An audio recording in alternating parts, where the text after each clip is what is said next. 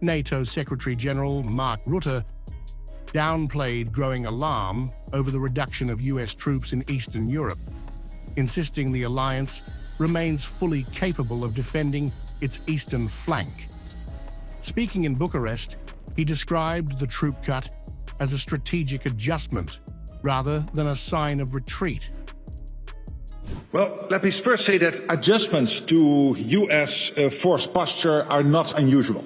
And even with this adjustment, the US force posture in Europe remains larger than it has been for many years. There are still many more US forces on the continent than before 2022, and you have seen the commitment by President Trump and his administration makes very clear at the summit in The Hague of his total commitment to NATO and to our joint endeavors. And maybe focus a little bit on the two main subjects today, the forward land forces. Rutte highlighted Romania's importance as a key NATO ally, underscoring its frontline role in the Black Sea region and its cooperation with Bulgaria and Turkey in strengthening maritime patrols and demining operations.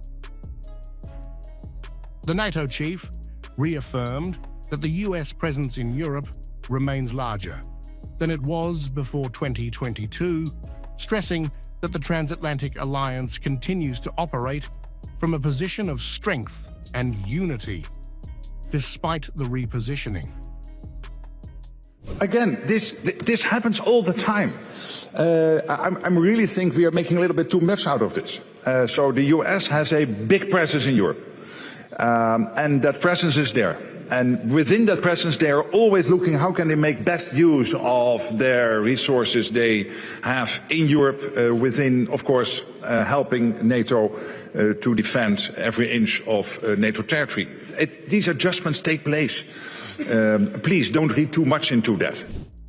Rutte announced that the upcoming Dacian exercise will mark a major scale-up of NATO's forward land forces in Romania, from a battalion of 1,500 troops to a brigade exceeding 5,000 soldiers, demonstrating NATO's readiness to reinforce rapidly when required. Let me stress very much what the President said about the forward land forces. The fact that we are training here to scale them up from 1,500 to over 5,000 troops, so that we are able, whenever necessary, to immediately get all the troops in Romania needed to bring the forward land forces at the level where they can help to defend Romania.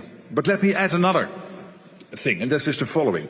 Yes, we have Eastern Sentry. Fantastic, great, we need it because it defends the whole eastern flank, again from the high north up to and including the Black Sea and beyond.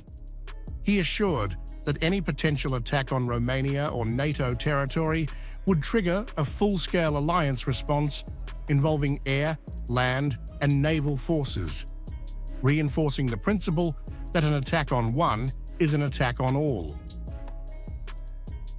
Of course, you have your own proud Romanian armed forces to defend Romania, but if an attack would take place from whoever, be it the Russians or whoever would attack NATO or would attack Romania particularly, it is not only Eastern Sentry which will help you. It is not only the forward land forces which will help you, it is then the whole of NATO which will come to the rescue with its fleet of F-35s, its full naval capacity and its full land forces capacity. This is how NATO works. And not only in theory, but because we have all the plans in place to make sure that we defend every inch of Allied territory.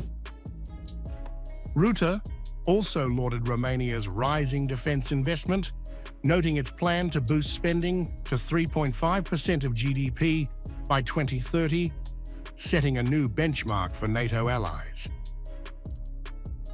As NATO accelerates cooperation with defense industries to enhance production and innovation, Rutte's message to Moscow and others was clear. The alliance is not retreating, it is rearming.